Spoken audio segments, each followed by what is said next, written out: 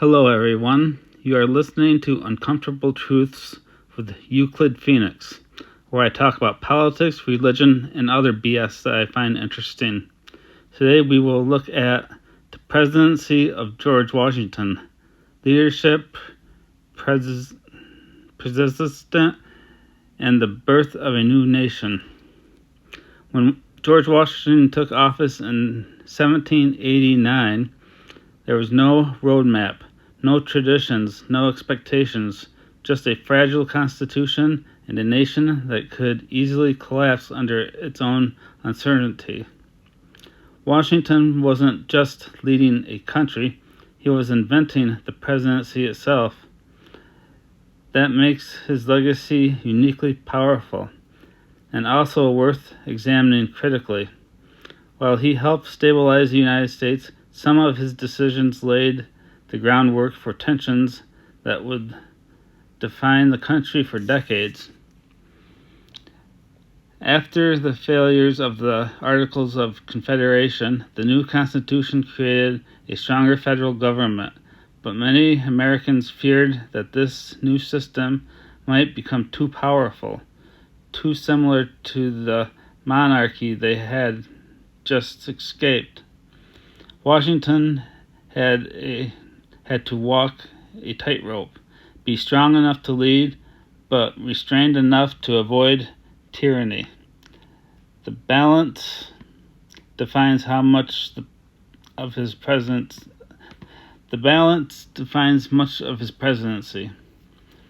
The achievements, what Washington got right: establishing presidential presidents. Washington set norms and still define the office today. A cabinet of advisors, respect for the Constitution, peaceful transfer of power. Most famously, he stepped down after 2 terms, setting an informal limit that lasted until Franklin D. Roosevelt broke it over a century later. That decision alone may have prevented the presidency from drifting toward monarchy. Stabilizing the economy. With guidance from Alexander Hamilton, Washington supported federal assumption of state debts, creation of a national bank, a stronger centralized financial system. These moves were controversial, but they helped give the U.S. financial credibility and stability. Maintaining neutrality in global conflict. When war broke out between France and Great Britain, Washington issued the Neutrality Proclamation of 1793. This decision kept the U.S. out of a potential devastating war, allowed the country to focus on inner growth. It wasn't popular with everyone, but it was pragmatic. 4. Asserting federal authority. The Whiskey Rebellion tested whether the new government had real power. Washington responded by calling up militia forces, personally leading them part of the way. The rebellion dissolved without major violence, proving that the federal government was not just symbolic, it could enforce its laws. The problems where Washington falls short. Let's not sanitize history. Washington made decisions that deserve scrutiny. 1. Slavery and moral contradiction.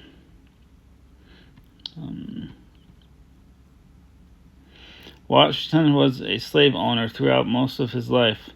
While he eventually arranged for his slaves to be freed after his death, during his presidency he benefited from enslaved labor. He did not take public action to challenge the institution. This creates a deep contradiction.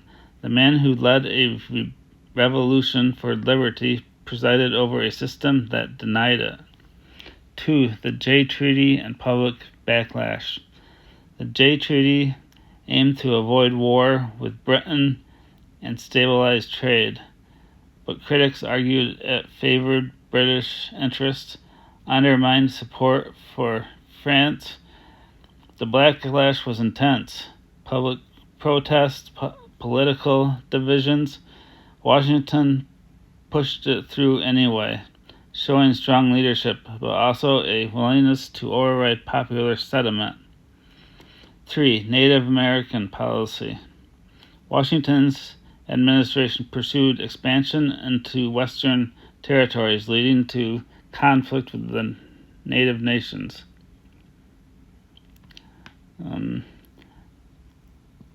Although he sometimes advocated for fair treatment in practice, U.S. expansion displaced indigenous populations.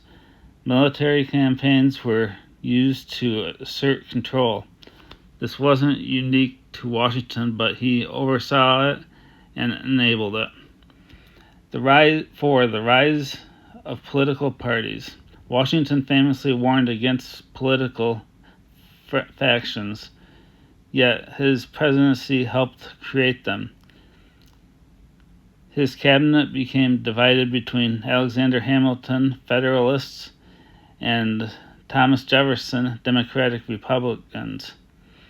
Instead of preventing division, his administration became the battleground where party politics began. This irony is hard to ignore. 5. Expanding federal power. While necessary in some cases, Washington's actions strengthened centralized authority, set precedents for federal intervention. For some Americans, this raised concerns. Had the revolution deeply replaced the one powerful government with another? The farewell address, a final warning.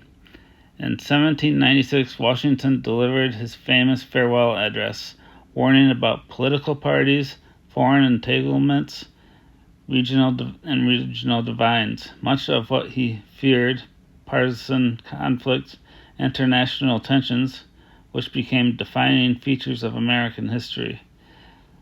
That doesn't make him wrong, it makes him remarkably perspective. Final assessment. A necessary founder, not a perfect one. Washington's presidency was foundational. He created stability where there was uncertainty, modeled restraint and power, and helped define what leadership should look like. But he also participated in slavery, oversaw expansion that harmed native populations, and contributed to political divisions.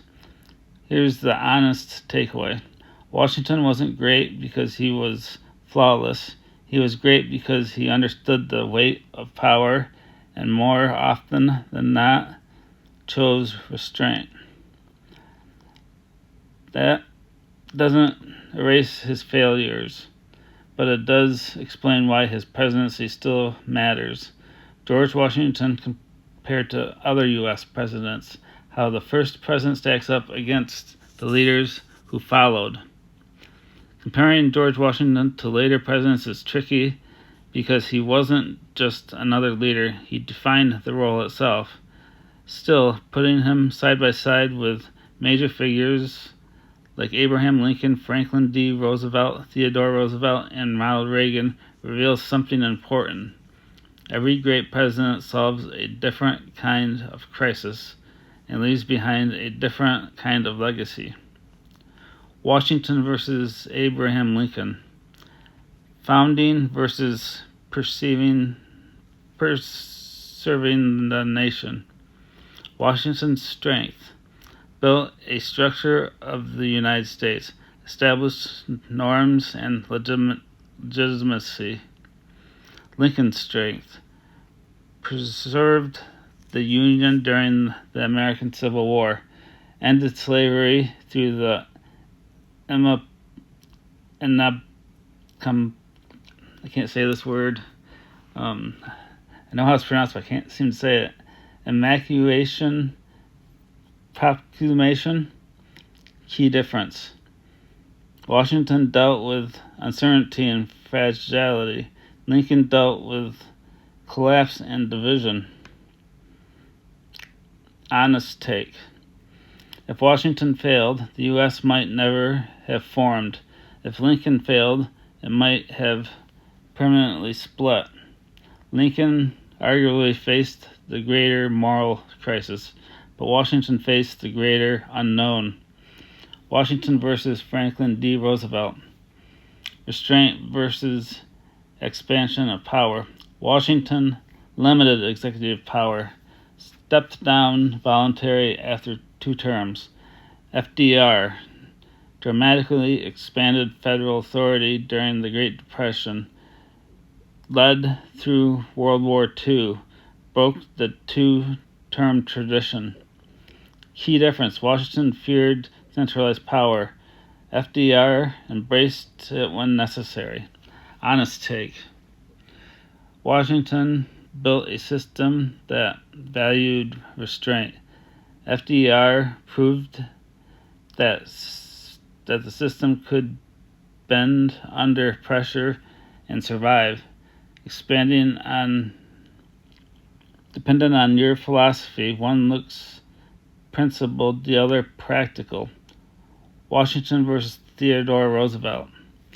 Caution versus bold action. Washington, careful, measured decision-making, avoided unnecessary conflict. Theodore Roosevelt, aggressive reformer, took on corporations and expanded U.S. global influence. Key difference. Washington stabilized the system. Roosevelt pushed it forward. Honest take. Washington was about balance, and Roosevelt was about momentum. If Washington is the architect, Roosevelt is the one who starts remodeling the house. Washington versus Ronald Reagan. Unity versus ideological clarity. Washington tried to rise above political factions, warred against party division. Reagan, clearly ideological, free markets, anti-communism, revitalized conservative politics. Key differences. Washington avoided partisanship. Reagan embraced it as a tool. Honest take. Washington wanted unity, even if it meant compromise. Reagan wanted direction, even if it meant division. Both approaches work, but in in different moments. For Washington still stands above the rest. Even compared to those major figures, Washington holds a unique position. 1. He defined the office. Every president after him inherited the cabinet system, the role of executive authority, the expectation of peaceful transition. That's not just leadership, that's institution building. He gave up power. This is rare in history. Washington power longer could have shaped the presidency into something far more dominant. Indeed, he stepped away. Compare that to leaders across history and even some modern ones, and it stands out. He balanced opposing forces. Washington had to navigate federalists versus anti-federalists, foreign alliances versus neutrality, strong government versus fear of tyranny.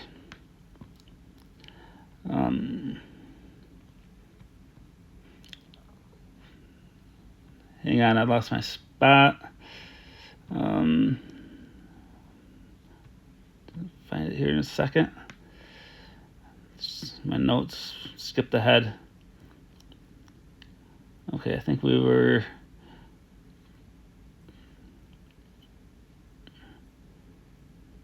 Okay, Washington balanced opposing forces. Washington had to navigate... Okay, we did that. where Washington falls behind. Let's be real, he's not untouchable. Moral leadership compared to Lincoln. Washington never confronted slavery the way Lincoln did. Lincoln took direct action, changed the moral direction of the country. Washington lived with the contradiction. To crisis leadership compared to FDR. Washington never faced economic collapse on the scale of the Great Depression, a global war like World War II. FDR had to make faster, riskier decisions under extreme pressure. Transformational policy compared to Theodore Roosevelt. Washington preserved and stabilized. Roosevelt broke up monopolies, changed how Americans viewed government. Washington didn't reshape society in the same aggressive way. Final verdict. Where does Washington rank? If you're ranking presidents but purely by crisis management, Lincoln and FDR might edge ahead. Moral transformation, Lincoln stands above. Policy impact, FDR and Theodore Roosevelt dominate. But if you're asking who was the most essential president, it's hard to put anyone above Washington because he made the presidency legitimate. He set limits on power. He ensured the experiment didn't collapse immediately. Without him, the others might not even have had a system to lead. Final thought. Most presidents are remembered for what they did. Washington is remembered for what he refused to do. Become a king, hold power indefinitely, crush opposition. That restraint might be the most underrated form of leadership there is. That's it for politics for today.